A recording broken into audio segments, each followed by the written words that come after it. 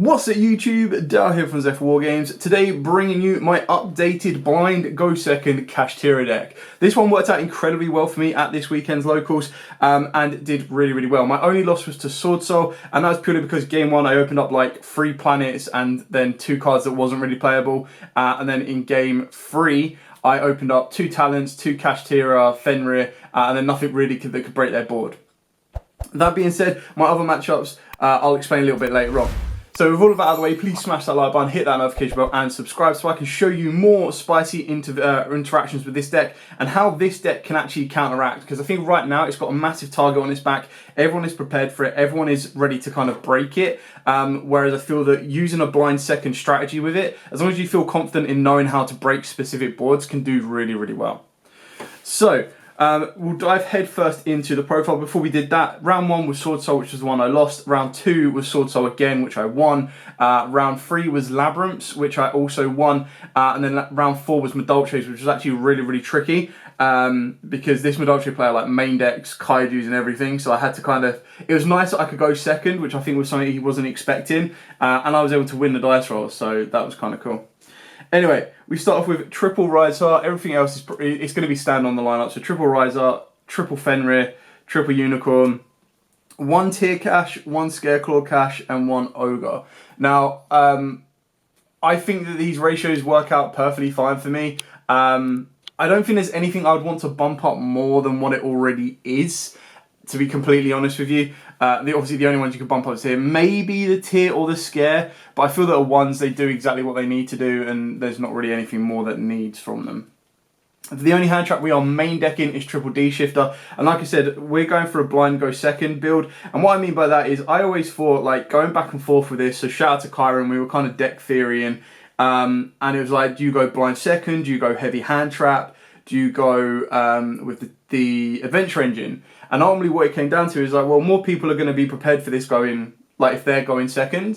So I was like, well, if we go second, we've got more chance of trying to break a board, OTK. There's ways to play under Nibiru, which worked out really well, and I actually had to do a couple of times. I got a dark world at an even lead once, but I was still able to kind of come back and win that game. So there's a lot this deck can do, and I actually found it a little bit more fun not relying on locking out the opponent's boards. Like, locking out your opponent's board, to lock out 5 zones, you need them to activate a monster effect, in theory. But by that point, they could have already Dark Ruled, they could have already Impermed, they could have already, like, Book of Eclipse, anything like that. So they could already have broken your board.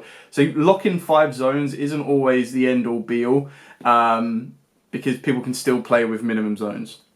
Anyway, that's it for the monster lineup that aren't go second cards, and I'll show you my, like, section of go second cards at the end, and I'll also show you my side deck as well. So we've got Trill Pressured Planet alongside a Terraforming. I actually found myself, I know this is crazy, after game 1 when I saw 3 of these in my hand, I think I saw like 2 of these in the Terraforming. I actually, games 2s and 3s and everything like that, I was taking the planet out because my side deck cards were probably a little bit more effective. There are some changes that I'll make with some of my side deck cards, and I'll explain that as we go, or when I show you the side deck. 3 Theosis, I really love the artwork on this card. I just love, I don't know what it is, but the blue, red and green in one card, oh, looks nice. Such a great card for the deck as well. Definitely worth picking up. I know Planet is a little bit hype right now because of tier elements, but the Cash Theosis is still a really good card for the deck. The fact that you can just pretty much tag in or add in an additional cash to the board is really cool. It makes Unicorn like a 1-card combo, so yeah. Trill Pot of Prosperity, so obviously going for as much consistency as you possibly can. I did consider the Sacred Swords of 7, and if you don't have Prosperity, that is your next best option. The one benefit that the swords have is that if your opponent like imperms a Unicorn, because you're stuck with a monster on board, you can activate the swords, banish it, and then you're good to draw 2 cards and go again. The difference with Prosperity, which actually come out a couple of times, is it allowed me to dig through my deck. And when I'm playing Go Second, very few people were stopping Prosperity. And when they did stop Prosperity, it was usually like an Ash Blossom or something else that might have already been used prior to this. But the idea is that with Prosperity, you can start digging for your Go Second cards, which is like your Evenies, your Lightning Storms, your Dusters, your Golems, and everything like that. The only issue is when you're doing this, like I think I activated it like 3 or 4 times, and it revealed a Lightning Storm against the Tier player, the Labyrinth player, and then it revealed a Judgment against the Madolche player, because I knew that he was going to end up with like some Dark Ruled Evenly or a Twin Twisters or something crazy like that. So yeah, it puts in a lot of work. The issue is you telegraph your opponent, oh, I've now got this card. I do want to be putting Thrusting in here. I only own one at the moment. I will be considering putting that in, but then I've got to get 2 more copies. And that would definitely be obviously a much beneficial, or more beneficial for a deck like this, because in theory what you could do is you could probably play like 1 Lightning Storm, 1 Evenly, and then play 3 Thrust, because then it's like, okay, cool, well I activate the Thrust, I get the Evenly or the Lightning Storm, so you're playing less bricks, because obviously if you opening up multiple Lightning Storms, which I did do against the Sword Soul player, which I kind of felt bad about, because I was like, I looked at my hand, and game 1 I was like, okay, cool, so he's got Baron on the board, activate Lightning Storm, he negated it, I went Evenly, and then game 2 I went Lightning Storm, he negated it, I went Lightning Storm again. It was just like, just the luck of the draw. But that's the only time when you want double Lightning Storms, or you want like a Lightning Storm Evenly or anything like that, whereas a Thrust can do the job just as well, and means you can play less of copies that say, if you control no monsters, or if you control no cards, and everything like that. The last cash card is, or for the spells anyway, is Double Birth. I've seen the people play it free. I can understand why. Like, the card is cracked good. Like, it's so good. My issue with it at free is if I see multiples of it, and again, I know Jesse did a video on this, and so like that kind of excuse is not really that good. I can definitely see myself putting this up to 3 if I wanted to, but I feel 2 at the moment, testing out 2 is working quite nicely for me. If I feel I need a 3rd, I will go for it. But like, the chances are I've opened up Unicorn and Theosis, or I've opened up a way to get to Unicorn and already have Theosis, so I'll like search Birth out straight away. But yeah, such a good card. Double triple tax. I think I chose the wrong, in the Labyrinth matchup, I chose the wrong effect of this. I chose to steal their monster, thinking I could go for game, forgetting about Prosperity when I should have just ripped the card from his hand, but lucky I was able to kind of overcome that. So that's it for the remainder of the spells. Moving on to the trap cards. There's only 2 trap cards, obviously 1 Preparation and 1 Big Bang.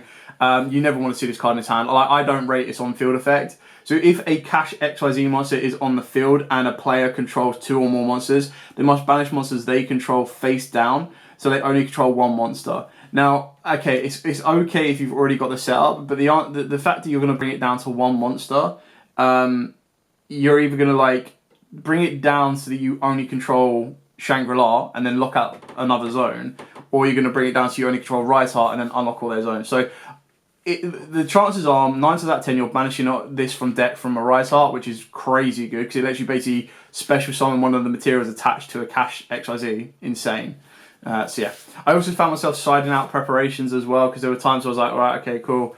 Obviously it's a bit like, it doesn't need to be in the main for going second, but it did its work. And then the Go Second cards. So the Go Second cards, I was going with 2 Lava Golem, because I couldn't always confirm that my opponent was going to be putting 2 or more monsters on the board. Yes, the chances are they probably were a little bit more consistently.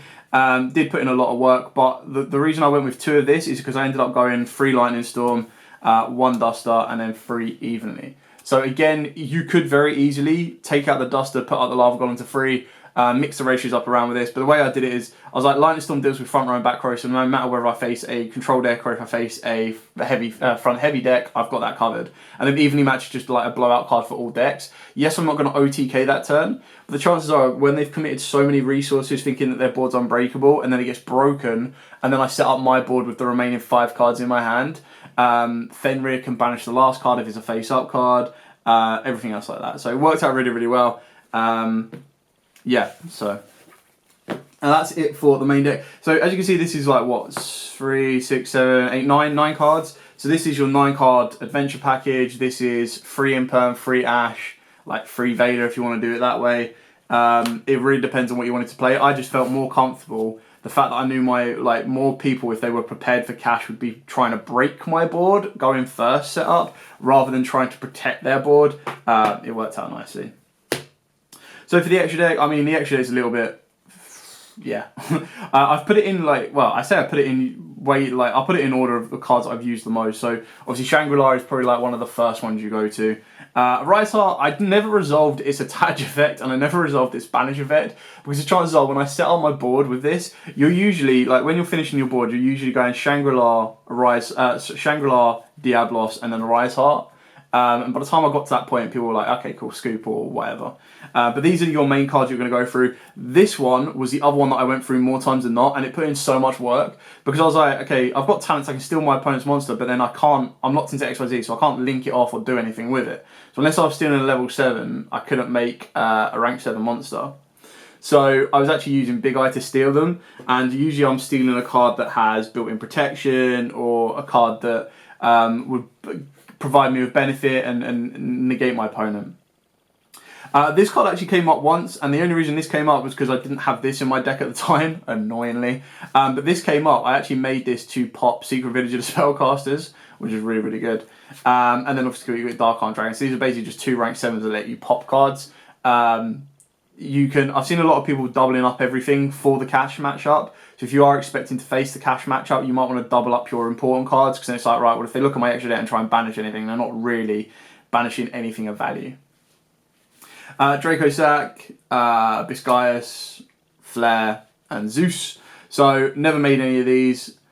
Arguably you cut Phantom Beast, but really, really like it. Flare Metal is one of them ones where if you can't finish an OTK, but you can make a rank 7, you can sit on this, and if your opponent activates anything and it resolves, they'll lose the game.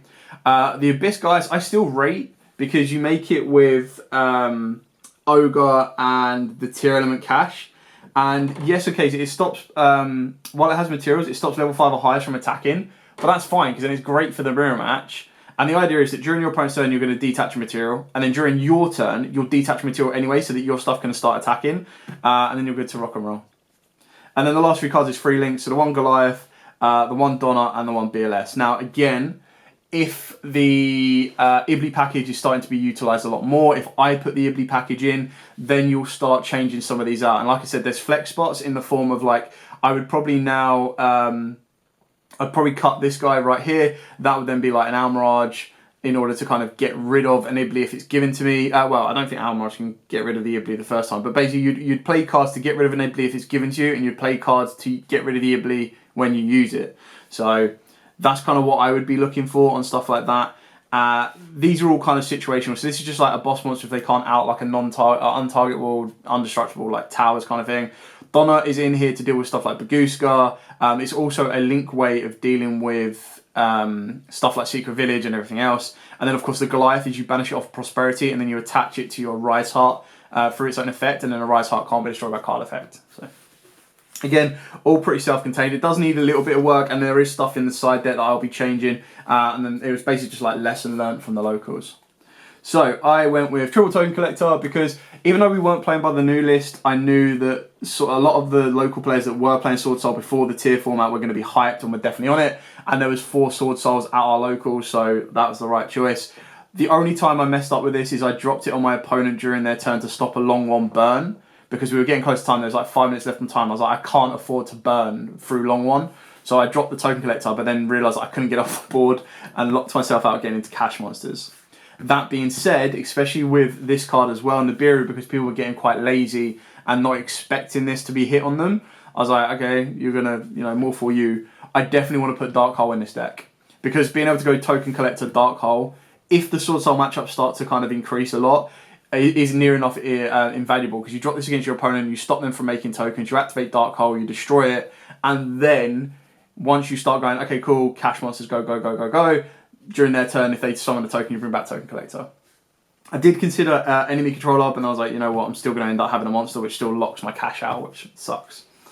2 Ghost Sisters for when it got to time. Book of Eclipse, just because it is an insanely powerful board breaker right now. In a cash matchup, deals with it. It's also a really cool card that you can set and then flip it. Yes, okay, if you do something like that, the chances are your opponent's going to get a draw, unless you can clear that card off. But it can be slightly defensive. You can play Lunar Eclipse if you want to, but I didn't want to like burn a discard for something I didn't need to. And of course, this one doesn't target. Yes, it can be ashed, but also you can consider cross out as well. And then I went with Triple D Barrier and Triple Judgment. Judgment, of course, was going first, and if your opponent does play Eclipse, I'm not playing Ash, as you can see, so I don't actually have a way to stop Eclipse, apart from Judgment in the side deck. Some people are considering maining this. It will depend. If the format shifts and people are maining this, then I'll go for a little bit more. But then you've also got to keep in mind as well, something like D-Barrier is searchable off of Thrust as well. So that's where Thrust will kind of come into play and make D-Barrier more consistent. And again, like I said, I was expecting Sword Souls. And when you look back at my matchups, like Madolche's stop the XYZs, and then both the Sword Soul matchups stop the Synchros.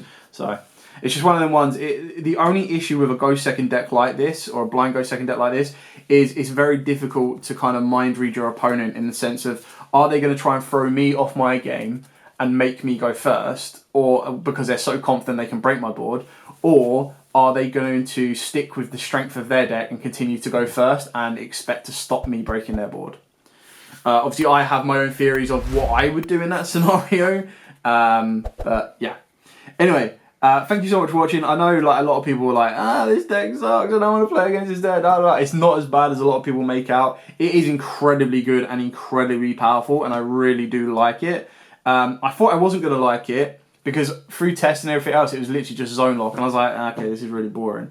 But I actually found myself enjoying it more as an OTK deck, because a lot of people were just like, okay, cool, sit on the Nibiru, go, go, go, go, go. You've done 4 summons, do your 5th summon. I go, battle phase? And they're like, crap.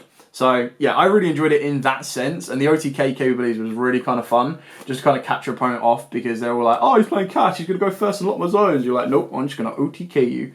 So yeah. Anyway, thank you so much for watching. Don't forget to like, comment, subscribe, share. If you want to see like a test stand video for this deck, then by all means, please let me know in the comments below. I'll be more than happy to bring that for you. With all of that out of the way, as absolutely always, guys, stay safe, and of course, happy dueling.